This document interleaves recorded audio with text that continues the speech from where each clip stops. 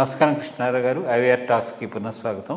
ఇటీవల మన పొరుగు రాష్ట్రమైనటువంటి కర్ణాటకలో అక్కడ ఉద్యోగాలన్నీ కన్నడిగాసకే అనేటువంటి ఒక నినాదంతో ముందుకు తీసుకెళ్ళడం, దాని మీద ప్రతిఘటనలు అంటే అసంతృప్తులను జ్వాలలు ఎగడంతో దాన్ని విత్డ్రా చేసుకోవడం ఇవన్నీ అయింది. దీని మీద మన పవన్ కళ్యాణ్ గారు కూడా ట్వీట్ చేయడం జరిగింది. అంటే ఎక్కడైనా ఒక ఇండస్ట్రీ కానీ ఏదైనా పెడితే స్థానికంగా ఉండే వాళ్ళకి కొంతవరకు జాబ్స్ క్రియేట్ చేయడం, వెసులుబాటు చేయడం అనేది సాధారణంగా ప్రతి చోటను.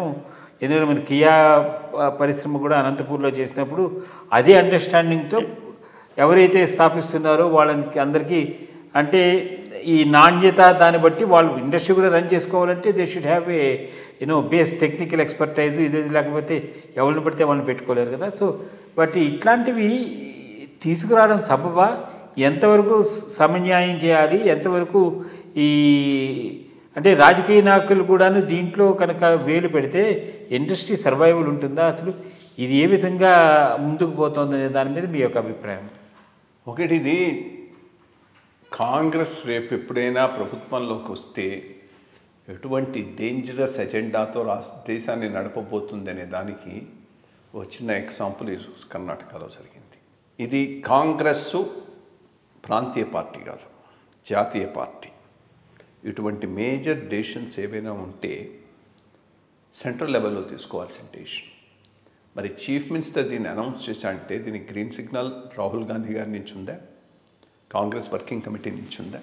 ఇది క్వశ్చన్స్ ప్రతివాడు అడగాల్సినవి. దీన్ని కాంగ్రెస్ పార్టీ ఎండార్స్ చేస్తుందా? చేస్తున్నట్టే. ముఖ్యమంత్రి కనుక ఇటువంటి డెసిషన్ తీసుకొని, అది మామూలు డెసిషన్ కూడా కాదు, బిల్లు రూపంలో క్యాబినెట్కి వచ్చి అప్రూవ్ అయ్యే స్టేజ్లో అప్రూవర్ వచ్చింది కాబట్టి ఆగిపోయింది. మళ్ళీ ఏ రోజైనా అది బిల్లు కావచ్చు. ఫస్ట్ థింగు ఈ రకమైన థింకింగే సరికాదు. ఇన్ఫార్మల్గా ఎస్ కరెక్ట్, నువ్వు అన్నట్టు ఎక్కడ ఈ పరిశ్రమ పెడితే అక్కడ లోకల్స్కు ఏ జాబ్స్ అయితే వాళ్ళు సరిపోతారో అవన్నీ ఇవ్వటం అనేటటువంటి సాధారణంగా జరిగిపోతుంది. ఎక్కడి నుంచి బయట నుంచి తెచ్చుకోవాల్సిన అవసరం లేదు, బయట నుంచి ఎవరు తెచ్చుకోరు. మేనేజ్మెంట్ సైడ్ ఎడిదిరిగి they will have to, HR ఉంటుంది, హెచ్ఆర్ డిపార్ట్మెంటు, రిక్రూట్మెంట్ ప్రాసెస్ అది ఉంటుంది, దాని ప్రకారమే చేస్తారు, ఎక్కడైనా చేసుకోవచ్చు. ఈరోజు అసలు హైరింగ్ నేషనల్ కూడా కాదు, ఇంటర్నేషనల్ అయిపోయింది. టాలెంట్ ఉంటే ఎక్కడి నుంచి అయినా తెచ్చుకుంటూ ఉన్నారు. ఫర్ ఎగ్జాంపుల్ మన ఐ థింక్ ఎయిర్ ఇండియా వాడు ఎవడో జర్మనో ఎవడో దానికి దీని కింద తెచ్చుకున్నాడు. అంతకుముందు ఇంకో దానికి ఇంకోటి అట్లాంటి వాడు ఉన్నాడు. So it's సిఎండీలుగా. విప్రో దానికి వాడెవడో అమెరికన్ ఉండేవాడు మన ఇట్లా ఇంటర్నేషనల్ అవుతున్న సమయంలో నువ్వు నా లోకల్కే ఇస్తావా చస్తావా అని కూర్చోవటం అంతా బుద్ధి తక్కువ పని, ఇంకోట్లేదు. ఇన్ఫ్యాక్ట్ ఇక నుంచి ఇండస్ట్రీసే ఒక పద్ధతిని మొదలెట్టాలి. ఫస్ట్ ఏ రాష్ట్రంలోనైనా ఇన్వెస్ట్ చేసే ముందు ఒక లీగలీ బైండింగ్ ఆర్డర్ ఒకటి తయారు చేసుకొని రిక్రూట్మెంట్ వరకు ఫుల్ ఫ్రీడమ్ మాకు ఉంటుంది, రోటా కోటాలు ఏవి అమలు చేయాల్సిన అవసరం లేదు, రోటా కోటా ఏది మేము అమలు చేయాల్సిన అవసరం లేదు అనేటటువంటి భావనతో ఒకటి తయారు చేసుకొని ఆ అగ్రిమెంట్ మీద స్టేట్ గవర్నమెంట్ సంతకం పెడితేనే మేము అక్కడ ఇన్వెస్ట్ చేస్తామని కనుక ఇండస్ట్రీస్ మొదలెట్టి అసలు ఈ రాజకీయ నాయకులందరూ ఎక్స్పోజ్ అయిపోతారు. అప్పుడు ఏమైపోతుంది, ఇప్పుడు కర్ణాటకలో ఇది పెట్టాడు, ఇంకో ఆంధ్రాలో పెట్టమంటారు, అప్పుడు ఇండస్ట్రీస్ అన్ని ఇక్కడికి వచ్చేస్తాయి. పొలిటికల్ ఫ్లాగ్ అక్కడ సిద్ధరామయ్య గారు ఫేస్ చేయాల్సి ఉంటుంది. సో ఐ థింక్ ఇది చాలా రిట్రోగ్రేడ్ స్టెప్పు.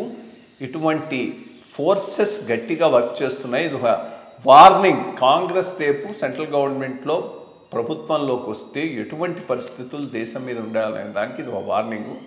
గుడ్, అప్రూవర్ రాబట్టి ఆగిపోతుంది. ఇంకెక్కడ కూడా ఇట్లాంటి పిచ్చి ఆలోచనలు ఎవరికి రావని ఆశిద్దాం. చూద్దాం మరి. అంటే ఇది మీరు చెప్పినట్టు దేశం మొత్తం మీద ఒక సార్ట్ ఆఫ్ పాలసీ తీసుకుంటే బాగుంటుంది. అంటే technical jobs, non technical jobs, qualifications ఇవన్నీ ఆధారపడి ఉంటుంది. మరి ఒక వెనక్కి తీసుకోవడం అయితే మంచిది పని అయింది. చూద్దాం భవిష్యత్తులో ఏ విధంగా ఉంటుందనేది.